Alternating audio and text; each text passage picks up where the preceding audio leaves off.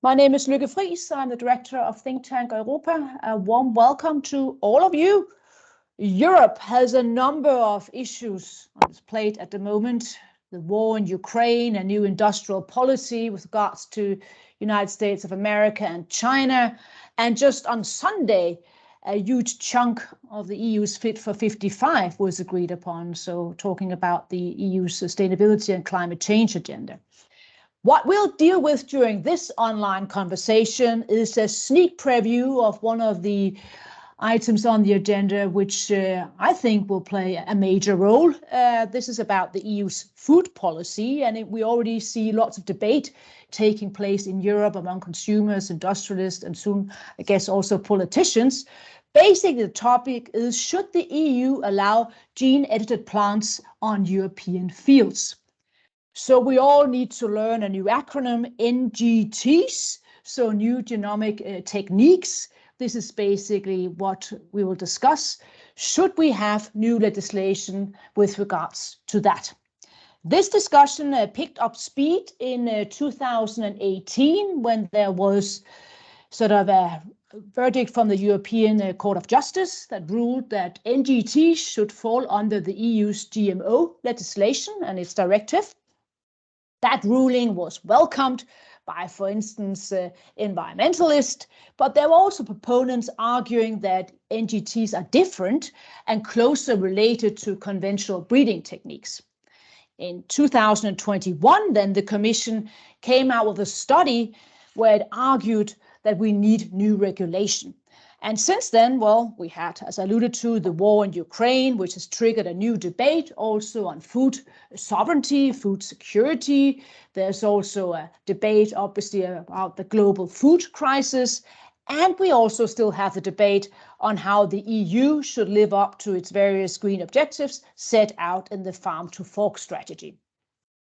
In this study, the Commission also made the important point that there are ethical concerns while using NGTs, but it also referred to, I quote, missed opportunities as a result of not using them, quote unquote.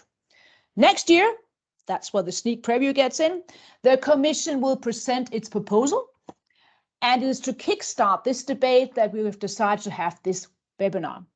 This webinar is part of a bigger project that we just launched at Think Tank Europa on biosolutions. It is headed by Chief Analyst Ditte Braso Sørensen, who unfortunately, like many other here in Denmark, lost her voice due to a terrible cold and flu and everything. So I will try to steer us through this conversation. Remember, we will upload this conversation afterwards on our webpage, and you can also ask questions as we go along using the chat. But let's get started, because we have an excellent panel of speakers, all from different sort of parts of society. But what unites you is that you have for a long time actually dealt with this particular topic of NGTs. I presume that you will not agree on everything. That is actually also part of the goal of this conversation, because this is supposed to be dynamic. It is, as I alluded to, also supposed to kickstart a debate, right? So it's a debate that we want to have. Who do we have with us? Well, we have Svend Kristensen, Head of Department and Professor at the University of Copenhagen, and your department is Department of Plant and Environmental Sciences. We have Biver Eriksen, CEO at Sayat Plant Breeding. We have Trine Barrett Weinreich, Director of Arla Gården, Milk Quality and Global Sustainability at Arla Foods. And we have also with us Mads Flagerup Christensen, CEO at Greenpeace Nordic. So that was our panel. And we have agreed that to kickstart this conversation and to make us all a lot wiser, also from various points of view, we will have Svend Kristensen. You basically give us a brief fly-in to today's topic. So over to you, Svend, and so great to see you again after so many years. We used to work together at the University of Copenhagen, as you probably all guessed out. Svend, over to you. Yeah, thank you, Lykke, and thank you for the invitation. I've been looking forward to this because I think, as you say, it's very important that we have this debate about these technologies. I think it's really crucial, and I will try to to start, not the debate, but a kind of introduction here. And I hope you can see my presentation now. Is it okay? We can indeed, yeah. Okay, I'll just have to use this laser pointer here. So very briefly about how breeding has developed for many years. First of all, I would like to show this figure here with the headlines or with the title, which I have given here, is Breeding and Farming Feeds the Growing Population. And this figure here shows how the production and the increase in production of grain production has increased since the 60s until today, steadily increased. The left figure here is showing in production, and the right is you can call it efficacy, because this is the yield per hectare. And it's at 3 global major crops that is not only grown in Europe, of course, but globally. The point in showing this figure is to show that this actually shows the Green Revolution. It starting in the 60s, and the Green Revolution, which is the father of that is Norman Borlaug. He got the Nobel Prize in the 60s for his work on this combination of breeding and new farming systems, increasing the yield and fighting the hunger in many countries, especially in India. So this increase relates very much to a combination of breeding and use of chemical pesticides and fertilizer. So this is the background of what we have been into for 60 years, around 60 years.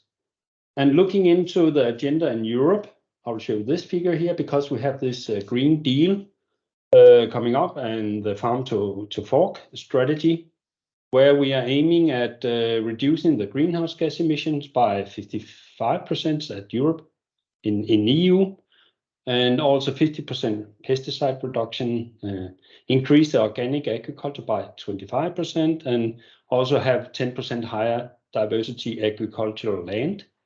And last but not least, 50% reduction in nutrition loss. So this is a new agenda in EU. Well, in Denmark, maybe we're a little bit ahead. And this is targets for 2030. So it's just around the corner. It's only 8 years that we have to manage to get to achieve these targets. So I think the debate here and the discussion is how breeding and farming can contribute, or how we can develop our agriculture in this near future. And of course, I'm not saying that breeding is the only technologies. It's a combination of many tools and initiatives that we have to take into place when we have to reach these targets. And of course, we have more than 2030 when we talk about, for example, breeding, and viewer can explain more about that, because usually it takes approximately 8 to 10 years from starting a new crossing and to get a new variety into the market. It takes at least 8 to 10 years. So many of the technologies we are discussing has a much longer agenda. So I would like to suggest that we should aim for the 2050 goals. And there, breeding and farming will have to meet or deal with the fossil-free society. And of course, we have to think about how we can develop our food systems. There will probably be less feed, at least in some parts of Europe, for animal production, but there will still be some animal production. We also have to think about where we get the carbon from when we do not use fossil energy or sources. Therefore, we have to think about bioenergy, for example, biogas, but also biomaterials. We have a lot of materials depending on the fossil resources. And least but not last, we also have to think about how we will develop our natural products in food, but also in pharmaceuticals and other industries. very highly dependent on carbon, and when there's no fossil resource taking up from the below ground, then we have to think about using the carbon from plants. The history of breeding, some milestones. It goes 12,000 years back, where we started the domestication, when we got into the agricultural society from the hunting society. We started developing, domesticating wheat and barley, more than 5 to 10,000 years before Christ. And then corn, millet came in, potato, rye, oilseed rape, and sugar beet. You can see the latest the sugar beet came in more than 250 years ago, but also triticale came approximately 140 years ago. What is highlighted here in the past 150 years, or a little bit more, was that Mendel developed his law of genetics, and that's where many of the new technologies they started off. So they started off with having, for example, crossbreeding in the beginning of the 19th century. Then we got hybrid breeding. We got mutational breeding. I will come back to that. It's actually a quite old technology. And then tissue culture in the 60s, and then the more new technologies like the gene transfer, what we very often call GMO, came into place, and genomic selection, but also marker assisted breeding. All of these technologies somehow you use the same, or you use a lot of information or knowledge within these technologies, and it's very much the molecular and the genomic knowledge that you depend on when you're using these technologies. And of course, we are going to discuss and debate the new precision breeding technologies that we emphasize today. So the last figure I'm going to show here, if I can change, yeah. This is a figure show how crops are genetically modified, just to have a common understanding. And starting here at the left side, you have the traditional breeding, which is per definition a non-GMO, where you're crossing over plants and goes for desired genes are inserted. And almost all crops that we are farming is based on these traditional breeding technologies, and it's there's no safety testing required, and that means that they are not regulated. And you can see that few genes to whole genes are affected. The next one is the mutagenesis. As I said, it's a 90 years old technology where you use chemicals or some radiation to make a random change of the genome and get diversity into the genomes. And there you can see you have a lot of mutation in this genome.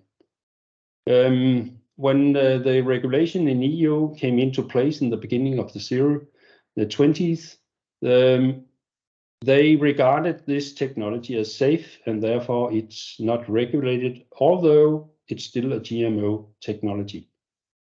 And then there's some newer technologies that is RNA interference, where you have dozens of mutations, and it's a GMO, so it requires safety testing, and it's highly regulated. And then what is mainly in daily terminology called GMO is the transgenic technologies that appears in the 90s, 80s, and 90s, where some parts of the genes are inserted. And you can see that there's several genes affected here. It's required safety testing, and it's highly regulated. And then you have the gene editing, which we also call CRISPR technology, or TALEN, or zinc finger technology. where you only mutate a few parts or a few genes in the genome. And again, there's not a there's a safety requirement testing, but it's this mixed regulation that is somehow discussed now, and that's what we I think that's where we are focusing our discussion on. It's not so much about the other technologies, I think. Yeah, Løkke, that was my brief introduction to set the scene, I think. Perfect. Thank you very much also for the history lesson. That was fast. As a clarifying question, if we look outside Europe, have we any good examples of NGTs that actually work? Is this something that is a reality, or is it more a phantom that we're debating, just to make us all wiser with regards to that?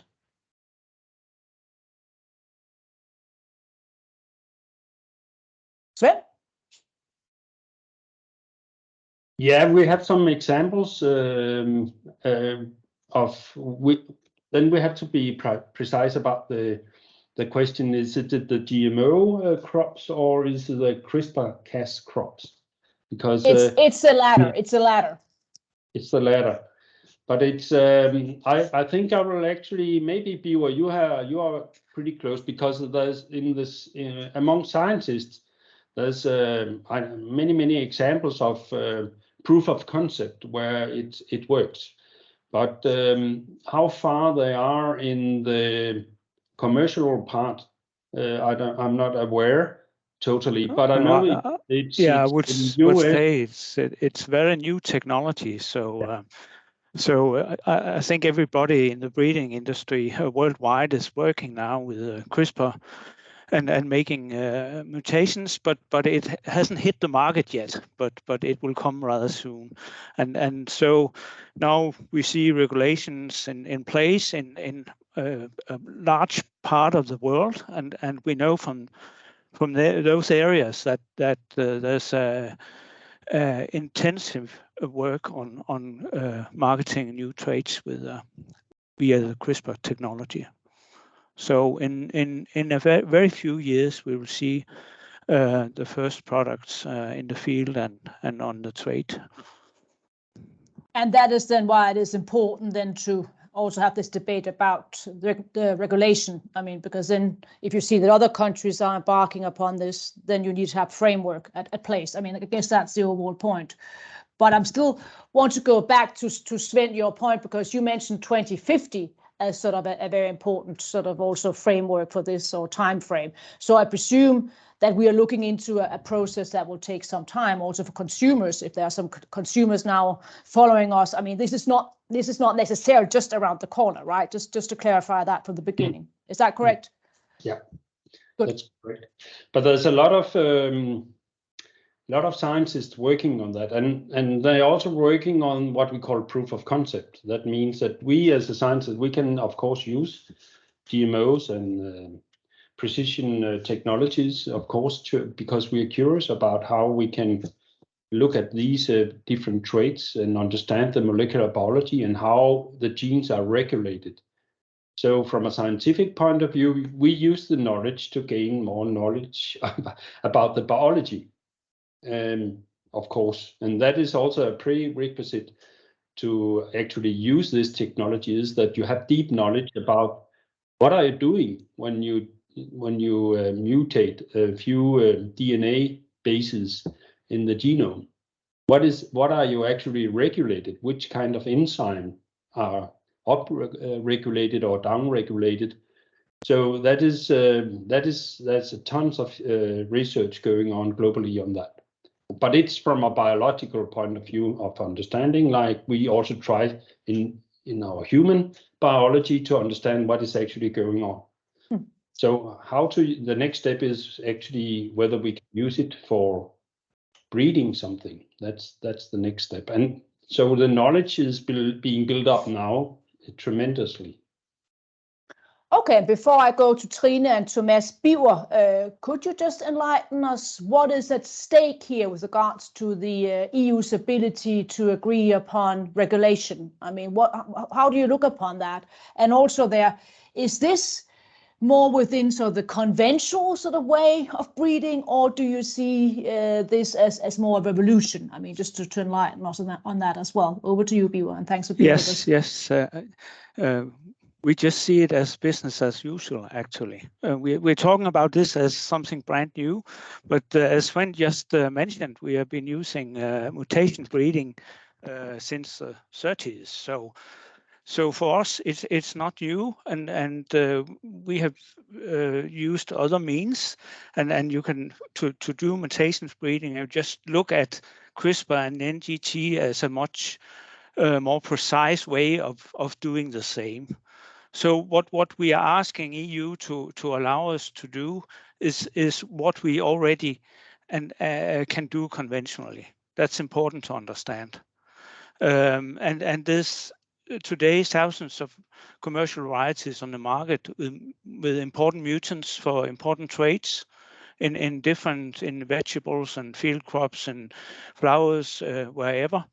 So it's really nothing new. If you look at what we grow on our fields in Denmark, we can take the cereals as example, wheat and barley. We have their important traits from like resistant to diseases, better straw standability with dwarfing genes, as we call it, better traits for bread making and beer making, all done by either induced mutations or using gene bank material with these important traits. So for us, it's not new. It's just a better and faster way of doing what we have been doing up to now. So. But then, Trine, seen from your perspective, because the Commission, as I referred to in its analysis, I mean, does say that we have ethical concerns, apparently. So what are these ethical concerns? I mean, to try to enlighten me on that one, and particularly if you're not sort of a specialist, how would you explain to me what are the ethical concerns here, the potential ethical concerns? Well, I guess I wouldn't be the one answering on the ethical, but I think I will start by saying that in Arla we welcome this discussion. I think it's very great that we can have this debate, and also that we are of course interested in the development of these new genetic techniques, and also to look into their potential application, particularly if we can see they will have a more sustainable approach to agriculture.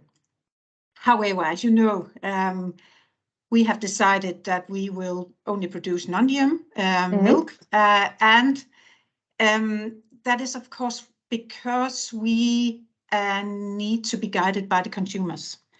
So that is the reason why. And in looking into these new genetic techniques, I think deciding in Arla whether to adopt these, we will be guided by the acceptable from the consumers in Europe, I guess, and the concerns they have regarding using new techniques.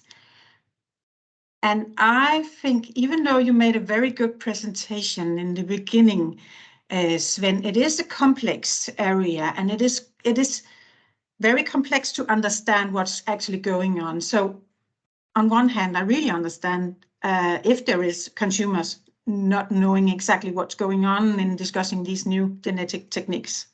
Though that I'm sure that also Sven would agree on. Okay, but then Mads, help me out here. So what do the skeptics say? I presume that that you are one of them, that you would not sort of agree to the fact that this is just business as usual. I mean, but what is at stake, seen from your perspective?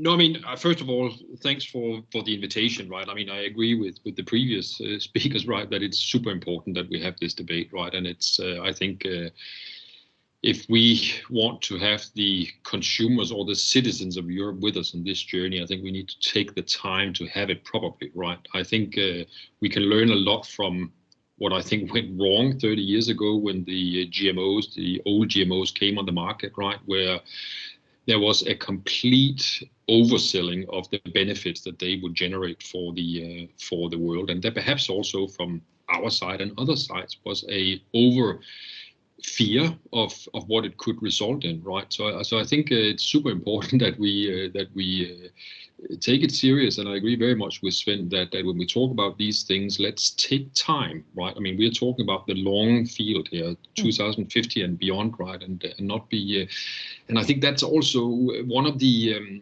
when we look at the risk picture here, right? I think there's many different dimensions to it, right? But I think what makes these genome editing technologies not business as usual is exactly what Biwa also mentioned, right? The speed and the precision of which things can happen makes it exactly not business as usual, right? Because that also means you can create a lot of different variants, a lot of different possibilities for off-target effects, and risk associated with that you sort of under a normal breeding regime would have time to discover, assess, and manage in a different way, right? So I think that's worth just having in the back of our mind when we talk about these things, that this is pretty powerful stuff, right? It gives us some possibilities that we did not have simply because of the time impact here. And then I think it's also super important, and I haven't heard any of the previous speaker do that either, right? It's super important not to overpromise, right, and say this can deliver, this can save the world, right? Because let's be super honest. I mean, right now, I'm aware of 4 products that is on the market. I think all of them in Japan, actually, 2 fish and 2 crops. That have been now approved for markets in Japan, right? And they sort of confirm, right, that it's a little bit business as usual as it was with the GMO, right? It's crops and it's fish that is basically designed in order to make it more profitable for some companies to do that, and not with the aim of creating a better world or addressing some of the key problems that we're faced with, right? Because let's be clear, I mean, we are in a global biodiversity crisis, in a global climate crisis, in a food crisis, right? That needs to be addressed, and we need all our attention, and we need the big corporations and the best scientists we have to focus on that, and not on sort of more mundane or perhaps even damaging impacts.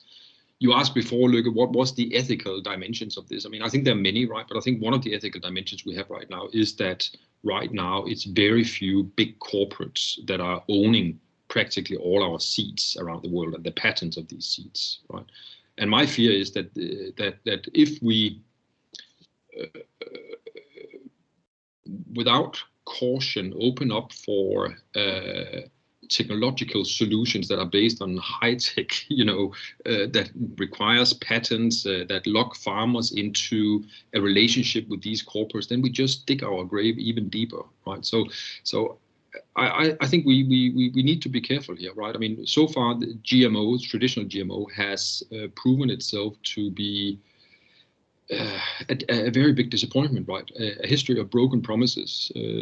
Today, the vast majority, maybe 95% of the GMOs we have on there, approximately, I think it's 200 million hectares around the world, right, is based with the purpose of, it is produced with the purpose of increasing the sale of chemicals, pesticides, herbicides, and I think that's just, you can't blame that the consumers are sitting back and saying, so what did we get out of that, right?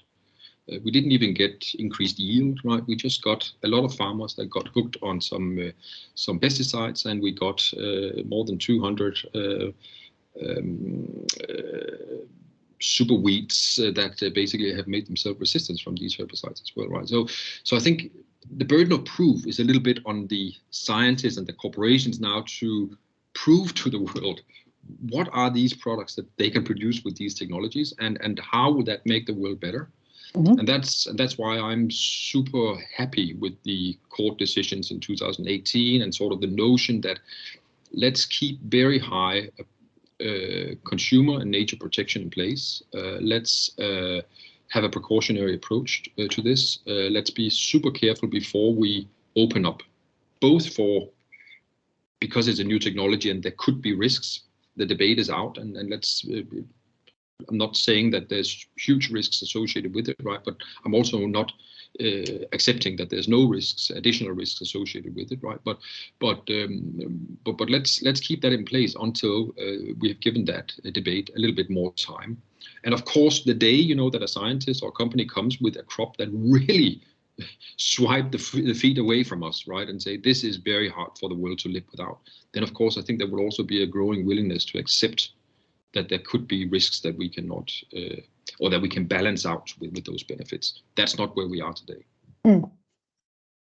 The question is, though, how do we get those crops if we don't have the regulation? I guess you'd have to, somehow have regulation and then also have the opportunity then to try that in Europe. Otherwise, I guess there's nothing illegal about science and research about this right now. It happens all over the place, as Sven also mentioned. And we have these 4 crops now, or 2 crops and 2 fish that are on the market right already, right? So it's happening all over the place already, and I think that's, of course, we should never stop that. Sven?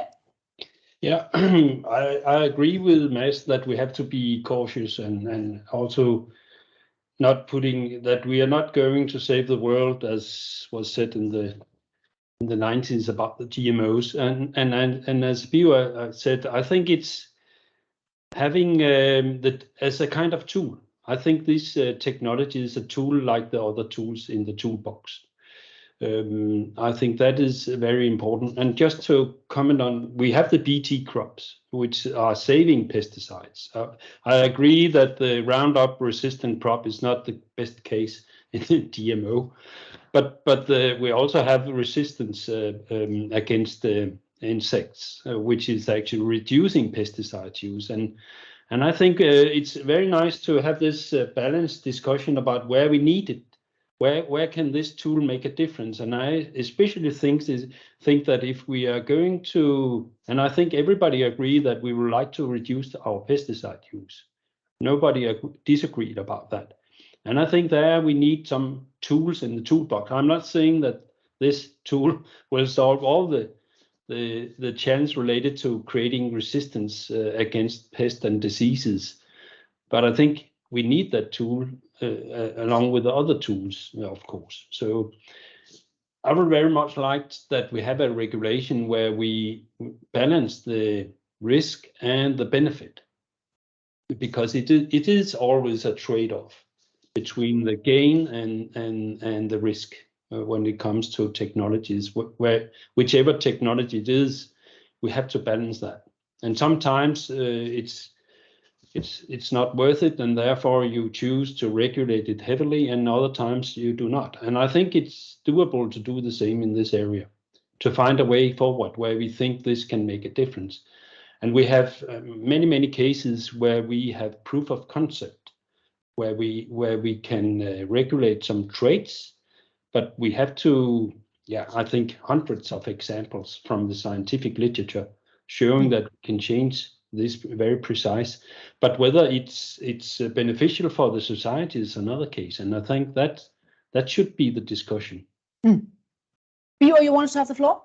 Yeah, I just want to comment on this comparison, or thinking that this is the new GMO. I think there's big differences between GMO technique and gene editing.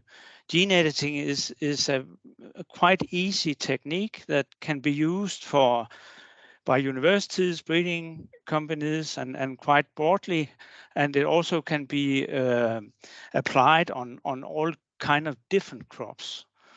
So it's much more refined, and it's only dealing with the plant's own genes, making these small changes where you do not need to impose any foreign DNA in the genome. I know it's a technical thing, but for me it's a big difference. So I think GMO is a technique of last decade, and we are much more advanced today and can do it much more precise and with just these small changes that are actually 100% parallel to what could happen in nature, and that's important to understand. And of course, like you say, Mads, the speed is important for NGT and gene editing, and that's also why it's interesting. But think of the old way of doing induced mutation. For wheat, for example, you need to do 100,000 mutations throughout the whole genome just to catch the one you're looking for. With this new technique, you do the same, but only for the one gene you want, where you want the mutant and the change. So judging of if the new technique or the old way to do it is the most safe, I would certainly go for the more advanced technology we have today. Before I get back to the, thank you much. Before I get back to sustainability and the overall gains here, Trine, I just wanted to go back to you.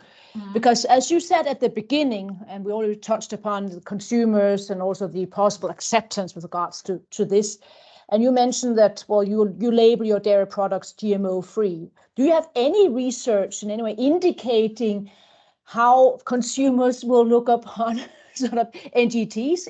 Do you have any idea about that at the moment? No, must be difficult. It seems pretty science fiction-like. It is, and unfortunately not. We don't have any consumer. We haven't looked into what consumers will say to other technologies than the GMO, but I guess, and that will be our guessing.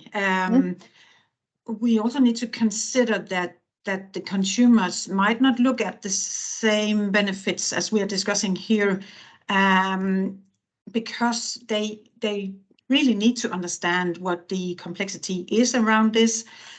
And also what I see is that we will have to be able to give them some choices. So they'll have to be informed about which product have been made by using new technologies or GMO and which are not. So we have to make something that will be able to inform, and on top of that, the consumers can make the choice whether they like it or not. But I guess it's all back to being able to understand what is actually this we are discussing. And as both Bio and Sven has tried to say, well, maybe this is a bit different. It is a bit different than the GMO. But still, I would say a consumer needs to understand what is it then, and what is the benefit actually? What can we say is the benefit for us using it? And that is a brilliant sort of lead. So what is the benefit, Bio? Why is this important? Where are the sustainability gains, for instance? Yeah, I can mention some examples because maybe then it's easier to understand. And one is on the first one is on health. You know, again, a bit technical, but you know, acrylamide is when you make toasted bread, for instance, or chips, you have this nasty compound which is cancerogen. And there's an example now from UK where they have made a wheat which is have solved the problem, and where you do not have the precursor for acrylamide, and therefore can make more safety products. So that's one example in that area. Then, for instance, for resistant and less use of pesticides, we have in barley MLO resistant, which give no mildew in the crop and no spraying for mildew. We could have the same in wheat using CRISPR quite easily, and that's already proof of concept. Together with Sven and the other universities, the breeders in Denmark are working in a project where we work with photosynthesis, more efficient photosynthesis. We work with better feeding quality, and also try to get rid of fusarium, which is again a very toxic compound from the produced in the crops in the season. So that's just 3 examples which touch on different areas, but could be quite important for a more sustainable future in agriculture. And Mads, what's your reflection with regards to that? Where do you see potential benefits? As you alluded to yourself, we are facing the climate crisis, biodiversity crisis. Do you see any sort of potential with regards to this, if you want to answer Trine's question from before? No, but I mean, listen, I think that's really up to industry and science to come and present what it can do. I mean, I'm not a scientist. I can't say what it can do, right? I mean, I think our food system is sick at its core, right? But the problem is that we know what the cure is, right? The vast majority of the cure for that, right, is to reduce our meat production. And that it will solve so many of the problems that we stand with in our food systems today, right? That will give space to to nature. It will make our lifestyle more healthy, and it will make much more possibility to feed the billions of people that are still to come on this planet, right? So we know what the solutions are, right? And again, of course, I agree that it's not. We need a multiple of solutions here, right? But the problem is that we are right now again locking ourselves into a situation where we ask technology to give answers to the existing industry and how they do what they do a little bit better, right? I want the big leap forward. Right? I want to make sure that we actually create a system for 2050, and the examples that I hear, and we can of course all dream. Yeah, but that's not very interesting. We did that 30 years ago also when GMO came on the market, right? There was a lot of dream articulated. I'm not that interested in that, right? If science can't deliver it as well, and I think we just need to challenge ourselves a little bit and say let's focus on the solutions that we know works, right? And then let's of course allow scientists and other to work on the fringes of that. Yeah, but right now we have a major system problem, and let's be careful that we don't tell each other that a small fix here and there in how we breed is going to solve that problem, right? The problem is much bigger. It's not even a problem, it's a crisis we stand in. So that's my concern around this sort of massive campaign that is run by the industry at the moment in order to ease up EU regulations that has been running for a couple of years now, right? And I think it's misguided a little bit, right? And I'm also afraid of this constant sort of narrative around that this is almost nothing, right? That there's no risks associated with it. Let's call a verdict on that when we get a little further down the road, also with the scientific debate about it, because off-target effects happens in natural breeding. It happens in genome editing technologies as well. And again, when we are looking at a technology that can deliver so many crops in such a short time, then of course that also multiply that risk compared to a much slower approach in own breeding, right? So I think we just need to be mindful of what it can do and what it can't do.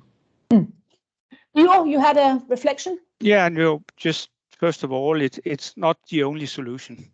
It, as Sven you showed, there's many different technologies, and just now we're looking at big data and the use of big data in breeding, and it brings us forward quite a lot.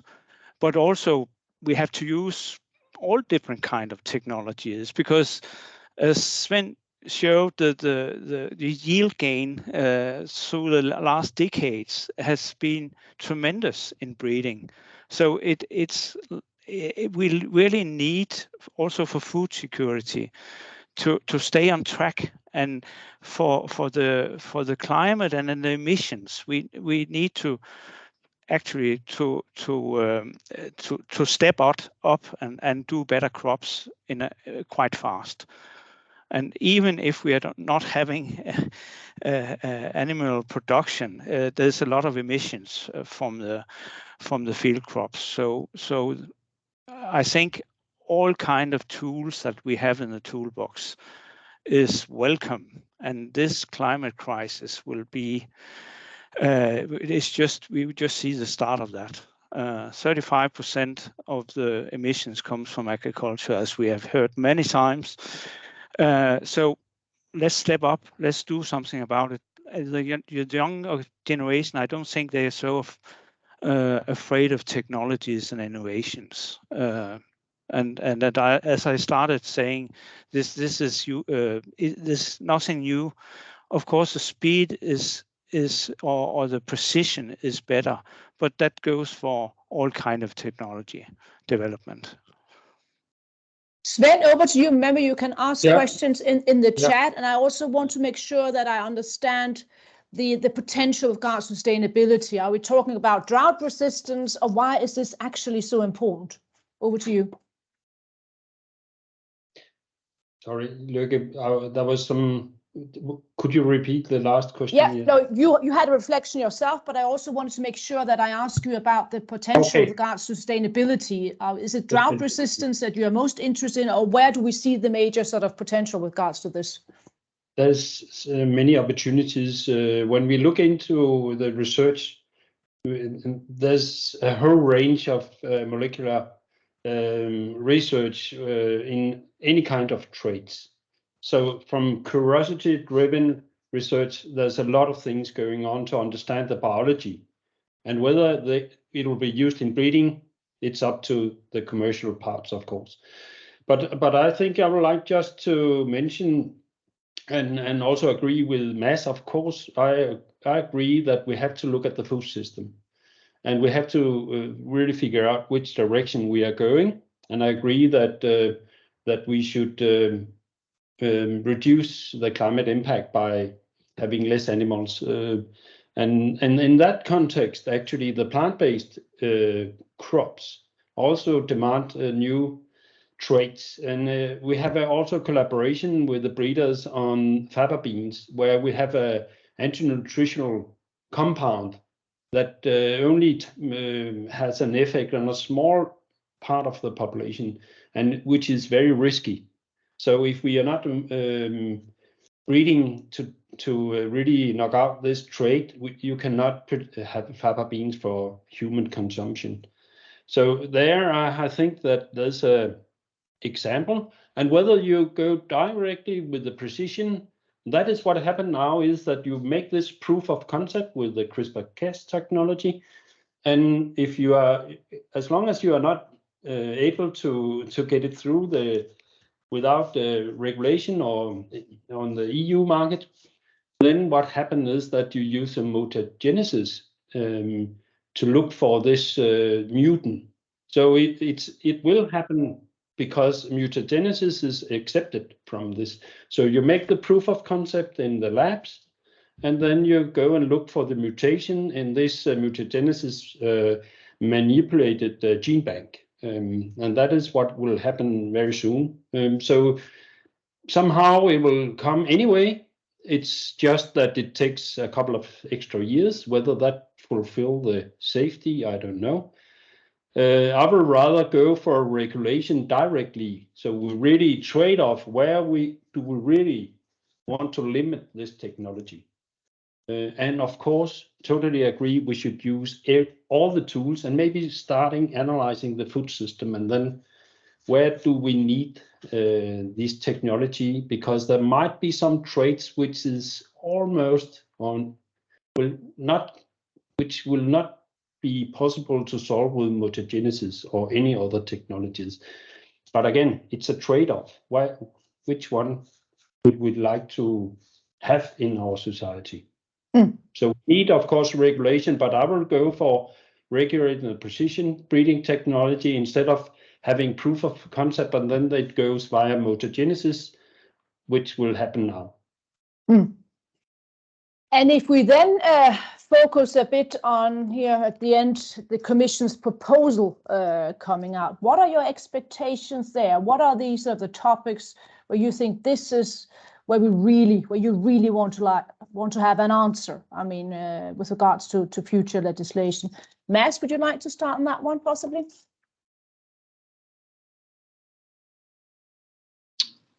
Yeah, and sorry, my camera was off. I hadn't noticed that. But I could see you were still there. You're not the type who would escape anyway. So. Okay, no.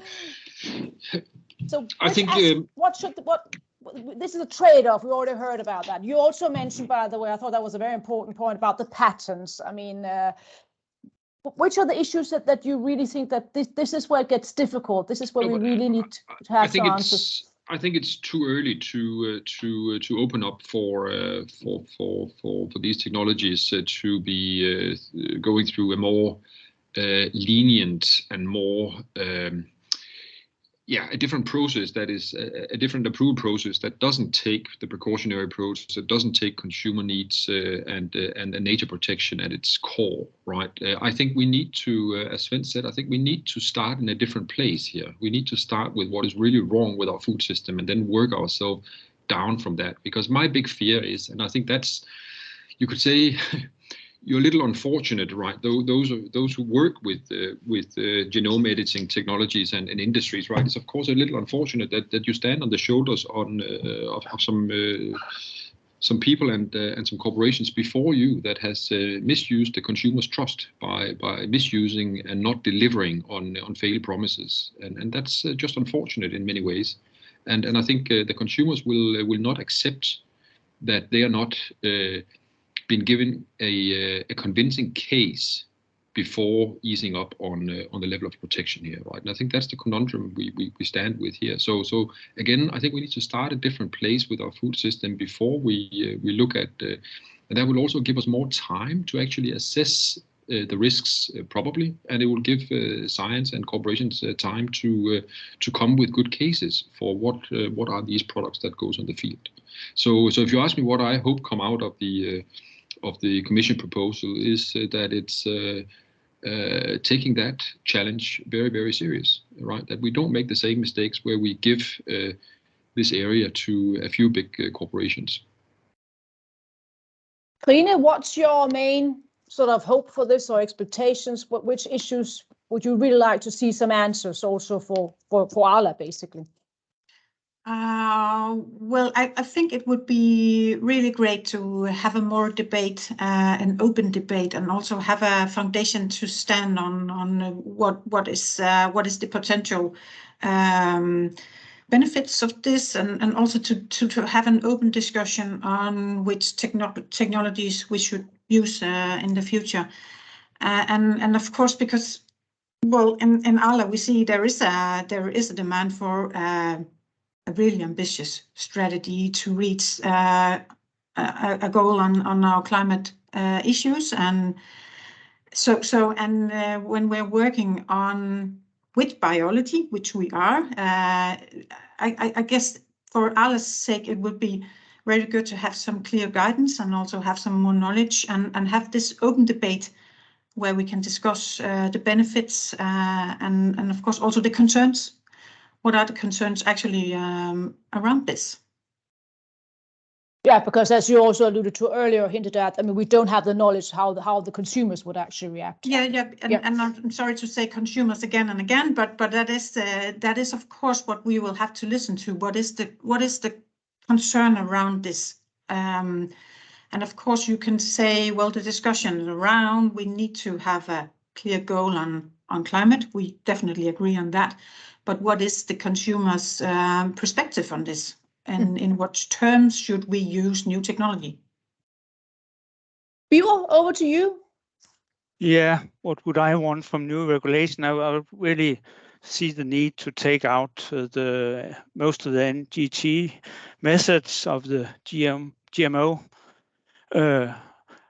directive, and that's very important. And you could say already 10 years ago, some countries in Europe already started or wanted to start to approve varieties because they saw no difference in doing this with CRISPR or in the old-fashioned way. So I think we still need a differentiated regulation, depending of if we are talking what we call SGN1 or cis-kinases. So there's different boxes in this NGT, so that we have to take into account and make a differentiated also risk assessment where we have the most conventional like method of using CRISPR, not regulated, and then other parts more regulated. That's how I see it. Mm-hmm. So we need to dig a bit deeper into this, but that's very technical. Mm-hmm. Sven, I also wanted, you mentioned the toolbox earlier. I mean, any countries that we should take a specific look at and say, hey, they really managed to develop a regulation that could inspire Europe, or is that also too early to say? Over to you. There's a big difference between US and EU, of course, and they are regulated differently. But I will prefer to spend my 30 seconds on what I will prefer. Because there's so many things. There's so many things, and India and China, US and Brazil have accepted this technology, and they will do it without EU or not. So, but I think we should concentrate on the EU and our societies in our countries and how we can have this debate and discussion and the right decision. From my side, of course, I have to say, I hope that this regulation will be science-based. So, what a surprise! Yeah, surprise. But the main difference between the GM discussion many years ago, and I fully agree, it was a misunderstanding of promising a lot. But I think the main difference is that it's more than 20 years of tons and tons of research and science in molecular biology, and it's not only in plants. What happens in human now is last week there was a good case in UK where they have used CRISPR technology to treat some cancer. So we accept it in humans now, and of course we should debate how much we should use that technology in plants and find a balance again, and hopefully a scientific-based balance. And it's not only the natural science, of course, it can also integrate other disciplines. So I fully agree the ethical dimension should also be integrated into this, but science-based regulation, I hope that will be the way forward. I guess we can, at least this panel, all agree to that. It's a very important point of view. Thank you very much. I also have a long comment here in the chat. I will try to make sure that I actually get an answer to that, but I'll do that in writing to make sure that we also, finish this on time. But I'll come back to maybe to you, Sven. I'll find out afterwards. So thank you very much for participating to our great panelists. This was, as I mentioned, the kickoff. There was no attempt here that we would be able to solve or debate all the various parts of this very important problem, but we will return. But until then, I wish you all Merry Christmas, Happy New Year, and hopefully next year will be better for Europe than this one without sort of new war starting and so forth. But we will return. So thank you very much for participating. Thank you. Pleasure. Bye-bye. Thank you.